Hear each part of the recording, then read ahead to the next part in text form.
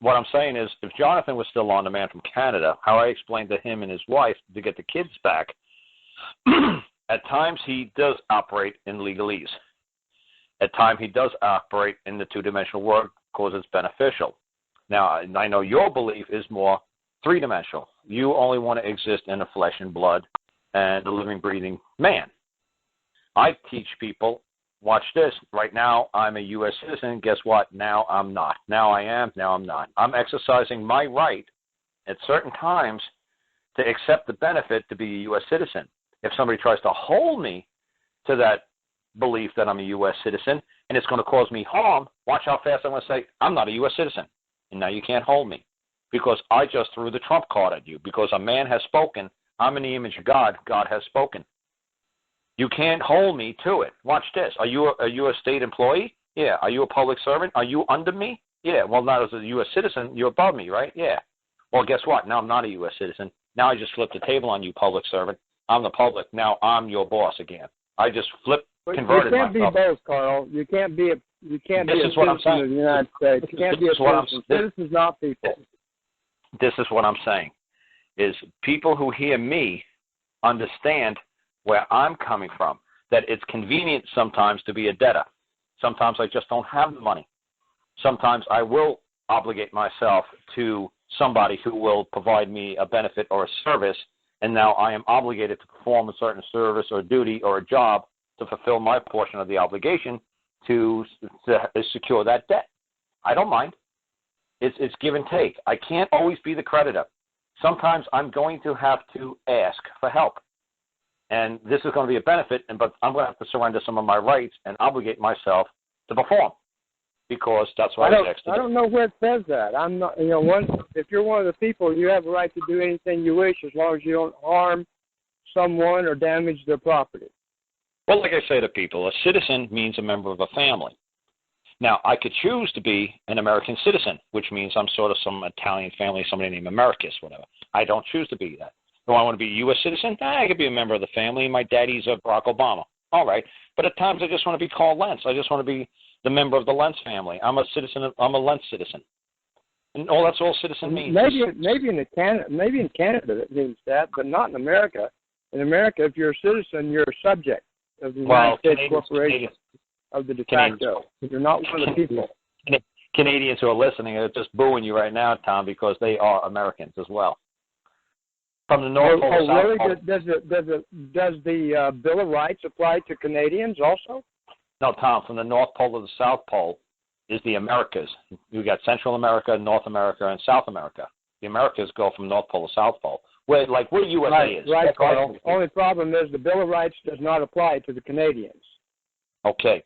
What I'm saying is it pertains to those upon U.S. soil. No, not U.S. soil, American soil. Okay. U.S. is the corporation. Okay, you've heard of South America, right? Correct. Okay, you've heard of South America. The Bill of Rights doesn't apply to South America either. Okay, so that's what I'm trying to say is the Bill of Rights was just basically established that there was going to be a federal government and a state government. And that the states and the feds agreed to not trespass on certain sovereign rights of either the feds or what they perceive to be sovereign rights of the states. It's just a contract between them. And all a man like me does is say, hey, feds, are you trying to step on my rights? Are you trying to trespass upon my property, upon my rights? No. You signed a contract that said you won't do that. So you need to back off because I'm going to force that contract on you right now. Back off. The contract with the people is the oath that the so-called public servants took. The sheriffs are the ones to be considered. No, none of the others have any jurisdiction. Like I said, the cops don't have any right to pack. They don't have the rights under the Second Amendment. Honestly, they're packing guns and they don't have a right. Only a man has a right. The feds, the state, and the sheriffs have duties, obligations, and privileges and responsibilities. A man has rights. Only a man and a woman has rights. The sheriff, it's different with the sheriffs. The sheriffs, unless they accept their pay from a corporation, then they descend to a mere citizen. But I'm saying that's the problem. The sheriff a sheriff, when he takes an oath to become a sheriff, he is still bound by certain rules that he can and cannot do certain things. He can't just run hog wild over the people. He's still answerable. He basically is given the authority and immunity by the people when he takes that oath, and that doesn't apply to cops. That only applies to the sheriffs. You better believe if the sheriff just came into my house right now and hit me in the head for no reason, he's liable for damage. Sure, he can't just because he harmed you. He can't harm you. That's right. He's still bound, and he's still not immune if he causes me harm. He better have a good reason why he did it. Just like any other man, he's still going to be held liable. Correct.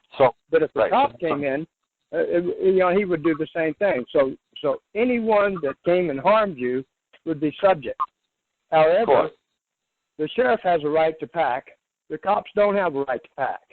Well, they don't have the rights. They're citizens.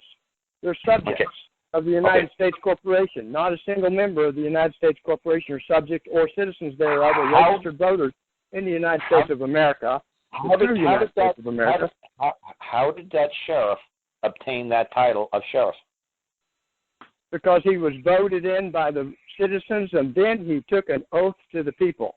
So he was granted that title by the power of the people vested in him, right? The power of the people based on his oath, not based on being voted in. Remember, they're voted in by citizens of the United States. They're voted in by the de facto. Okay, so I didn't use the word power. I didn't use the word vote. I said, so the sheriff was granted the ability to be a sheriff by the will of the people, right? Right. He was He was granted that title. No, absolutely not. No. He was put in the position. He was elected by the citizens to take that position, but he answers to the people, and the power comes from the people by his oath. By virtue of the oath that he took to uphold the Constitution, which the Constitution there again does not apply to the citizens. Let's make it simpler. Let's say we lived on Gilligan's Island and there were 7 castaways, and we're gonna put somebody in the role of the sheriff. Okay? So he was given, say the skipper is going to be called the sheriff. Okay? So the people in Gilligan's Island gave the title, or granted the skipper the title of sheriff, right? Correct. There you go. The people did. That's a little different. It doesn't apply because the people don't vote. The people don't vote in America. We're doing it very simple. I don't care about U.S. I don't care about America. I'm talking about a very simple concept, like Gilligan's Island. There's only 7 people left here on planet Earth. And that is the way it's supposed to be here, Carl, but it isn't that way. So you have to, look at it the way it really is.